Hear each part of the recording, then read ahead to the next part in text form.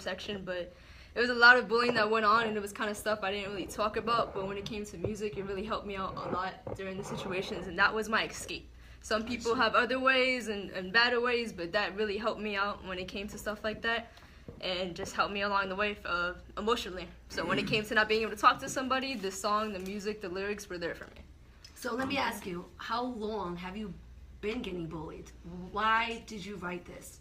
I started off probably like 6th grade year, 5th grade. It was elementary, wasn't kind of big back then, but around my time, it started around 6th grade year. That's when the weight effect started coming in. Like, I was kind of more different than a lot of females in my school, and that kind of drove people to actually kind of come at me a different way. But besides then, it started from 6th to 8th grade, and still kind of picked up in high school. I transformed a lot in high school, lost a lot of weight, changed my style, the way I communicated with people, and yet it still kind of occurred. So after all that happening from 6th grade even to senior year of high school, it still realized, like, this is going to continue throughout my entire life. So why am I just going to let it beat on me now? Instead, I'm going to turn this into something that I want this to be a very positive message after graduation, and I want for not only someone of like a different section of here, like my mother and father listen to a lot of old school songs, disco-wise, I want it to relate to them as well, so they can hear from a different younger generation's perspective of what it really happens out there, but more in a positive message without having to beat up the people who beat up me. So how is exactly the bullying, how does it occur? Is it, because when I was growing up, it was just all verbal, pushing as well, physical, but is that all it is now? Please let me know in the younger generation. How does it, like, what's going on? I mean, now it's like, it's still physically like that. For me personally, it wasn't so much physically. There was physical interactions in it, but a lot of it was verbally, and most of it actually now being the generation to look out for is cyberly. Wow. Cyberly is definitely something, text messaging wise, Facebook wise, that's the spot that's really gonna hit it out the park at this point with the younger generations. But there's always going to be the verbal, there's always going to be the physical, but honestly I think the steps now is that nothing gets to you more than cyberly. So how did you overcome that, and did you even inform your parents that it was all cyberbullying mostly, or how did you overcome that? How did your parents find out? How do you block that out? Can't you just turn off the internet? Yeah. I mean, but when I was getting bullied, it was mostly verbally, but I've seen it now. Eventually in high school it became cyberly. But for them, I didn't tell my parents, I didn't let them know too much, because it was something I didn't want them to totally worry about, because at the end, I've kind of realized I'll figure it out, but I didn't want them to get involved, because then it would have, I guess, like, sparked up the bullies, and that's what I didn't want to happen. So during that process is that I just, like, I would come home crying sometimes, and they would figure it out, but overall, like, I stuck to myself. I started writing a lot of songs at the age of 14, after that, after figuring out that I need some alleyway to get out of this. So I started writing poems, I started writing everything that came to my mind, and it actually helped me a lot. It took out all those emotions that I would physically want to do to myself onto paper, and that stopped me from a lot of situations to help. So when it came to it, it's just finding your own outlet that's not going to harm yourself, or that's not going to harm anyone else around you.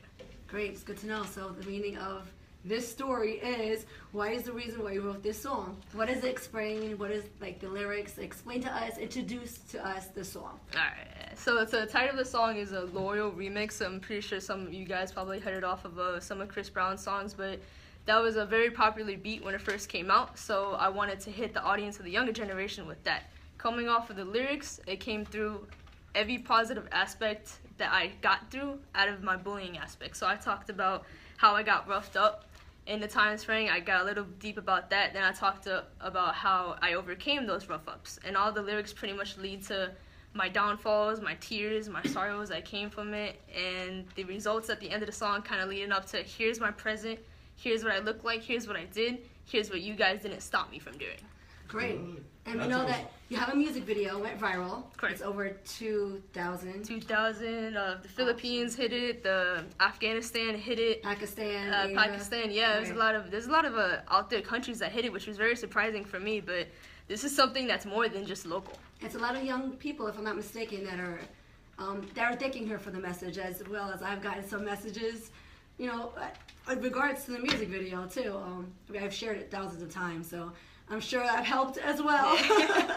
But the message is really powerful, so congratulations, and we're proud of you for leaving that message out, as well as being lyrical. I mean, that's really hard in itself, and how you detailed the story and expressed it very clear, very well. So good job, and everyone, be able to understand this. So this is the first time this song is gonna air, right?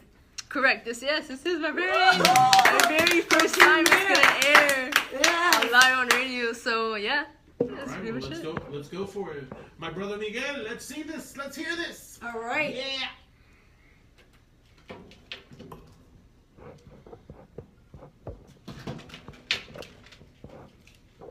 When you want to bring this up? When you want to bring this up? After the song. Okay. You got 20. Okay. Have you heard this song before? Puede ser corto, puede ser largo. I wish you guys want to hear her? If you understand. No, is it Spanish? No, it's English. Who cares if it's Yes. I don't care. Wow, that's good.